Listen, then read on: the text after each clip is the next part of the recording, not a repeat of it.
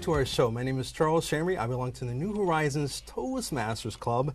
If you're looking for a club, we invite you. And today on the show we have Cindy Dauer. She's the Executive Director for Tualatin Valley Creates. Tualatin Valley Creates. Cindy Dauer, welcome to the show. Thank you so much for having me. Yes, nice to have you. I'm so excited that you're here. Can't you see the excitement that I have? Yeah, thank you. I think we first met at the library, I believe, right? That's right. Yeah, it was at an event for the Beaverton Chamber. Okay, great. And that was like a fair of some sort, or? Yeah, it was for new members. And so I was there and we chatted. Great. Yeah, I think we were joking about being photogenic or something like that, right? Yeah, that's right. I remember that. Yeah. I think we were talking about, because you were on TV before here at this I have been, yeah. Yeah, as part of the History Revealed show. Gotcha, gotcha. Well, who is Cindy Dauer?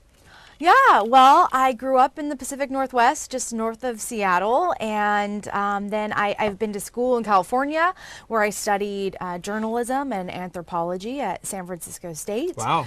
I moved to Oregon in 2004, and I worked as a reporter out on the Oregon coast. I've bounced around Oregon a little bit. I lived in Corvallis for a while, and now I live in Hillsboro. Great, great. So we should switch places, since you have journalism background there, probably. Possibly. Oh yeah, I was more print journalism. So, you know, I've worked at newspapers and weeklies. I published my own magazine for a while, and then most recently, I was the editor of the Washington County Arts Guide, which is published by community newspapers. Great, good.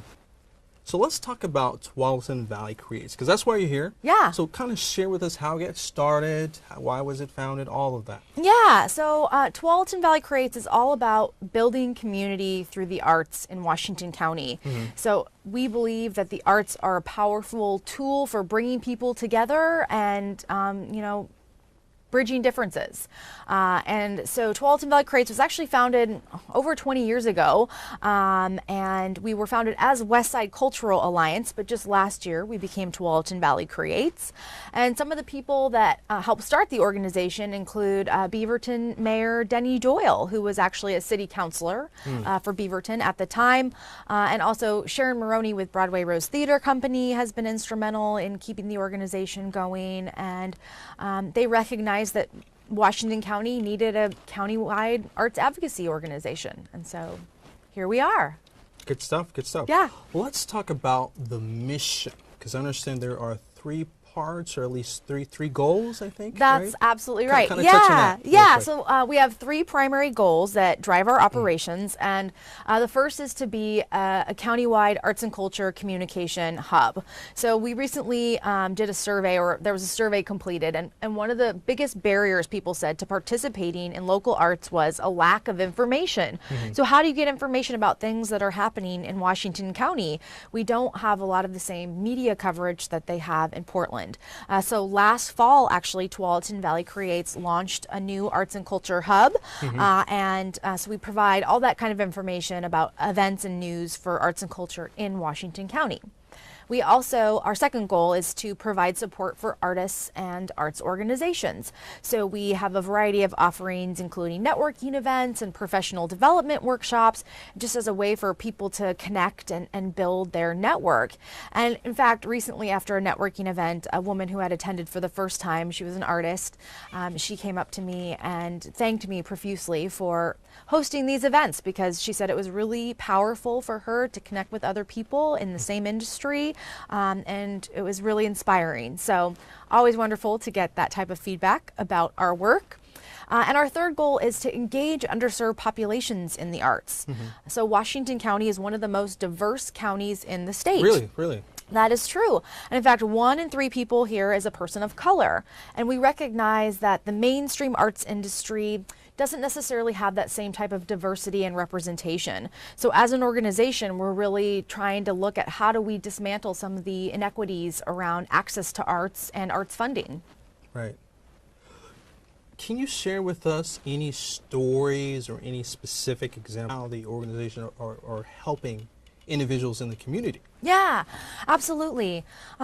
So through a variety of ways, we've helped supported local artists and arts organizations, and I think, getting the word out for people has been huge, because a lot of organizations are all volunteer run, and they don't have a professional marketing staff. So that way we help organizations. But one of the programs we're working on that I'm most excited about is an arts and culture leadership program. And we're looking to develop this, and really, how do we create and inspire and educate the leaders of tomorrow in arts and culture, so that in Washington County for generations to come, we have organizations and events and activities that, again, build community through the arts. And so through this leadership program that we're just starting to develop, we're really looking to engage millennials and communities of color and underrepresented communities, and helping, empower them to secure resources and energize their organizations and create new organizations. Again, all with the idea of building community through the arts. Great, great. We had talked on the phone about changes, right? Changes. And I think the term that you used was evolution. Yes. So kind of share that, at least walk us through what that really means. Yeah, so the organization has changed and grown a lot just in the last few years. So when I started, our budget was $15,000 a year, and we had 25 staff hours a month. So we were really just barely able to sort of maintain our operations. But we were able to sit down with Washington County government and the Regional Arts and Culture Council and really look at where are there gaps in arts services and arts infrastructure across the county, and that's where our 3 goals came from, actually, from those talks. And so through that, we were able to secure more funding for the organization, and so this year our budget will be right around $70,000 a year, about which 60% comes from Washington County government. Gotcha. Yeah. So Cindy, wrapping up here, Yes. I appreciate you. How do we stay in contact with you? Yes, and so I mentioned our online communication hub, and that is at tvcreates.org. So we have a countywide calendar of arts and culture events and all kinds of news and updates found there. We're also, of course, online through social media, so Facebook, Twitter, Instagram, LinkedIn, and finally we offer newsletters. So we have a weekly arts and culture event email, as well as a monthly creative industry newsletter. Great. Yeah. Thank you. Yes. So you heard Cindy's life, how she is helping others in the community have a voice for artistic value. We want to thank her for coming to the show. We want to thank you for watching the show. This is Charles Shambry again. Have an awesome, awesome day. Hi, I'm Kelly Jakes, and I am the author of the book, Martinis in Menopause: Strategies, Science, and Sips that Empower Women to Beat the Hormone Groan. I wrote this book to better understand what myself and 58 million of us a day are going through as our bodies transition from the reproductive zone to the period-free zone, which I call the zone of freedom. And this can take 2 to 10 years for a woman. And so many bodily systems are affected during this time. So in the book, I talk about the top 10 symptoms that women deal with, and I talk about the science of why it happens, which is very empowering to understand why something is going on in your body.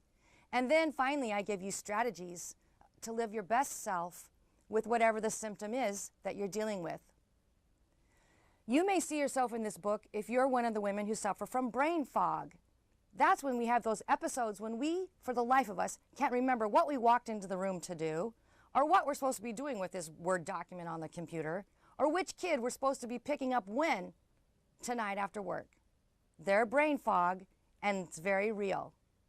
Or maybe you suffer from hot flashes, where, you are so hot you just want to strip your clothes off no matter where you are, at work, in the store, in your car, and you have sweat running down every crack and cranny of your body. What are you going to do about that? Or maybe you're a woman who gets so irritated so fast that you can go from 0 to 60 and become a complete witch and take everyone down around you emotionally. I talk about these symptoms and more in the book. And why the martini? I get asked that all the time. Well, besides the fact that I do enjoy a martini now and then, really, the martini is a metaphor for hanging around with people who love you, people who've got your back, people who are your tribe. It doesn't matter what you're drinking, and each chapter has a martini and a mocktini recipe. What matters is, do you have a community of people around you, women, who care about you and love you? Because that's who your tribe is, and that's what it means to be having a martini. I want to end today with one simple story. There's so many in the book, but I was raised in a very conservative Christian home where we talked about the word joy a lot. In my home, that meant Jesus first, others next, and yourself last. Yourself last? I think that's the most detrimental message we could send to a woman. Because during this time of life, one thing I know that is so very important is self-care. Putting yourself first and taking care of yourself mentally, emotionally, spiritually, and physically. So self-care may be planning what you're going to eat this week so you don't end up eating food that makes you feel gross and bloated and awful. Self-care means carving out that time in your week where you can get to the gym or get outside and get your sexy sweat on, because we've got to exercise during this time of life. Or maybe self-care for you means putting up very clear emotional boundaries so that you are not hanging around with those people who bring you down, who are negative all the time and have nothing good to say. There's so many things we can do and simple strategies we can employ to take care of ourselves. Because women, when we take care of ourselves, then we can better take care of those we love and the world that we live in. I speak all around the country, and women were always saying to me, Kelly, what can I do to feel better and to live better during this transitional time of my life? Which is why I wrote the book, to empower women. If you want to know more, you can go to my website at kellyjakes.com, KELLIJAECKS. There's more information there about the book. So until next time, take care of yourselves and go Menno. Speak in public? I'd rather be burned at the stake. At least that's how I used to feel, until Toastmasters. I went online and found a club that met every week at lunchtime, and they were close to my office, so it worked out great. I was really scared when I started, but no one pressured me to speak or pushed me to do anything I wasn't ready for. I felt safe, and I realized it was okay to be nervous and to make mistakes, because these people were going to support and encourage me no matter what. And now, well, let's just say things have changed. I speak in front of large groups, lead all-day seminars, and conduct presentations to top executives. Toastmasters changed my life. There are over 100 Toastmasters clubs meeting all around the Portland, Vancouver area, near your office, home, or even your school. We meet on all days of the week, morning, noon, and night. Our clubs couldn't be more convenient or affordable at under $10 a month. Visit a couple locations and find the one that's just right for you. All the information you need is at Toastmasters.org. Hi, welcome back. My name is Bill Mayer. I'm a member of the New Horizons Toastmasters Club in Tualatin, Oregon. It's a pleasure to be here again this evening, and as usual, I have a very special guest from our club. This evening, I want us to talk a little bit with Mary Canton. Mary, welcome. Thank you, Bill. It is so good to have you here. We have something in common that I want you to talk about a little bit. I am not a native Oregonian. I have come all the way from the Philadelphia area, and you also are not a native Oregonian. Where did you come from, and how did you find your way to Oregon? Well, I am from Maryland, and I went to school in Towson, which is in Baltimore. And I went to school to be a teacher. That's another thing we have in common. However, I wasn't ready to teach yet, so I ended up getting a temporary job with a company in Baltimore. They ended up wanting me to move from Baltimore to Portland. And at that time, I had just graduated college. I had nothing really holding me down, so to speak. So ended up coming out here to Oregon. So you were at a point in your life where you could say, yes, let's take that chance. Let's go 3,000 miles away and see what life could be like on the left coast. Exactly, with my microwave and my bike. Wow. You didn't ride your bike all the way. No, No. definitely not. Okay. So you found yourself here in Oregon. You've been here for, well, we've been here about 20 years or so. Yeah. What has been the most unusual part for you living in Oregon? Anything unusual about the culture or the area that you thought was unique? Not anything totally out of the ordinary. I would say it's so green. It's amazing how much life and plants there are in Oregon.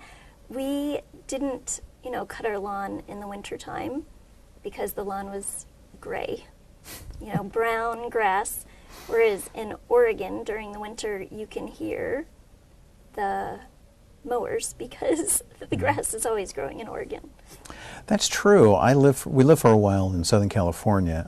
Always teased my dad, who was living outside of Philadelphia at the time, that it was February, but I had to cut the grass. And that's true most times here in Oregon. We do have our seasons, which is very nice. Having grown up on the East Coast, you are familiar with seasons. It's really nice to be in a place where that is a regular part of our experience every year. One of the things that you've done since you've come here to Oregon is you've found yourself being involved in this club called Toastmasters. Tell us about how you got started in Toastmasters. I got started in Toastmasters about 4 years ago when I had just went into a career transition. And I was looking for a club that I could belong to work on my leadership and communication skills. Because at that time, I'd gone through a pretty difficult period and my confidence was shattered. I wasn't able to effectively communicate based on the situations that I'd been through. So by joining Toastmasters, I found a very integrative club that was very much about inclusion. And I learned so much about how to give feedback in a constructive, positive way. So I would say that, getting into Toastmasters really helped to put me back on track in regards to leadership and communication. Interesting that you say that. A lot of times people are looking for Toastmasters purely for the speaking part of it. And they don't quite understand that leadership is also part of what Toastmasters has to offer. Another thing you said that is a little bit different from my experience was the way to give evaluations and to give feedback. Occasionally I found it challenging to receive the feedback and to receive the evaluations for speeches that I had done because I thought I did pretty good. Apparently there's room for improvement. Which was more helpful for you as you were getting reoriented during your transition? Was it the ability to give the feedback or to receive the feedback? Honestly, I would say both. Because even when I would go to Toastmasters, maybe I didn't have a role, but seeing other people providing feedback to one another in a positive, helpful way taught me so much, not only about how to give feedback, but also to receive it. Because that created a culture of inclusivity, and people were really building each other up. It wasn't, you did a great job, but it was more of, you did a great job, and here's how I think you can do better. And I think those messages to people really help them understand what they did well as make improvements for the future. And I think by getting that message, you're more likely to improve. I agree with you, and it's good that you pointed that out. We oftentimes forget or don't quite understand what we do well and where our strengths are. Toastmasters really does help point that out. It also helps to point out how to nuance sometimes our challenging parts, the areas that we have growth that are difficult for growth. Was New Horizons the first club that you tried when you tried Toastmasters? Yes. New Horizons was the first club that I had been to, and it was interesting because some people will go to club after club after club trying to find the right fit for them. With New Horizons, I felt I was immediately welcomed into the club.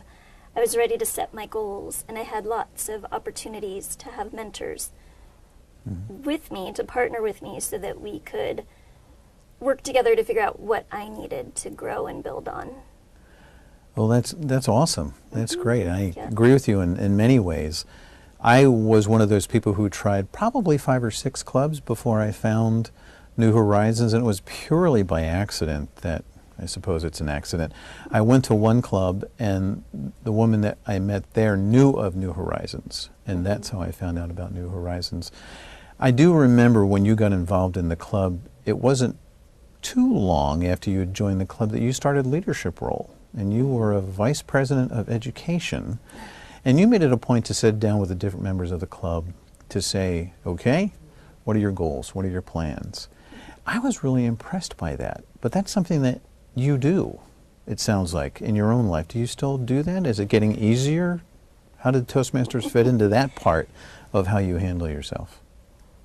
Well, one-on-one connections with people are helpful to start building that rapport, understanding what their desires are, understanding where they want to improve, and then as a mentor coming in and helping maybe shine some light on other areas that they could benefit from as well. I think I had some of that going into Toastmasters, but Toastmasters was an opportunity to continue that growth in myself even more. Mm-hmm. I remember another dynamic to your involvement in Toastmasters. When you had finished your first year as Vice President of Education, wonderful job doing that. We were hoping that you could be our president. But you decided, you were given the opportunity to work more at the district level and help clubs around in the area. Tell us about that experience. Did you find some similarities among clubs? What did you find most clubs were able to do well or not do well? What did you find out about Toastmasters in the area? Right. So when I decided to be an area director rather than the president, I kind of went back and did my homework that you did in the beginning. You went to a few different clubs and really wanted to understand Toastmasters and find the right fit, whereas I found the right fit, but I wanted to understand more about Toastmasters. So I went out to be an area director because I get to work with different clubs. And that way I got to see Toastmasters in action with several different clubs. And I felt my role there was to empower the officers within those clubs to meet the goals and to help members thrive.